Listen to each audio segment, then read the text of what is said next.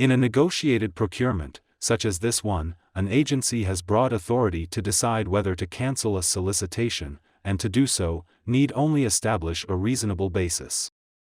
Thus, we have consistently explained that an agency need only establish a reasonable basis to support a decision to cancel a solicitation. A reasonable basis to cancel exists when, for example, an agency concludes that a solicitation does not accurately reflect its needs. Moreover, an agency may properly cancel a solicitation regardless of when the information precipitating the cancellation first surfaces or should have been known. Where, as here, a protester has alleged that the agency's rationale for cancellation is but a pretext that the agency's actual motivation is to avoid awarding a contract on a competitive basis or to avoid resolving a protest, we will closely examine the reasonableness of the agency's actions in canceling the acquisition.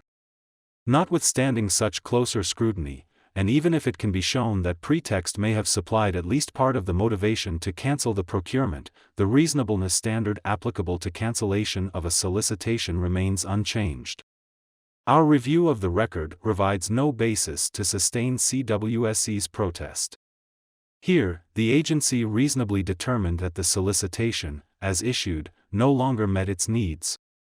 In this regard, following multiple discussions between personnel from the DAS contracting office and the program office in Mexico City, the agency decided to cancel the solicitation once it realized it needed a new requirement that would increase the scope of the statement of work. The agency arrived at this conclusion after reviewing the RFP and realizing that approximately 80% of the work in the RFP was no longer applicable to the agency's current requirement. For example, the agency determined that it now needed the addition of over 140 functional requirements of software development, which were critical to the completion of the biometric data exchange cloud infrastructure. DAS concluded that in order to meet the additional requirements that were identified, the solicitation would have to be amended to include tasks associated with the generation of administrative tools, reporting and analytical capabilities, and a web-based application for data aggregation. Furthermore, the agency concluded that due to the additional work required, changes would also need to be made to the key personnel requirements identified in the RFP. Finally, DAS also determined that it would be necessary to remove certain tasks from the solicitation statement of work because those tasks were no longer needed.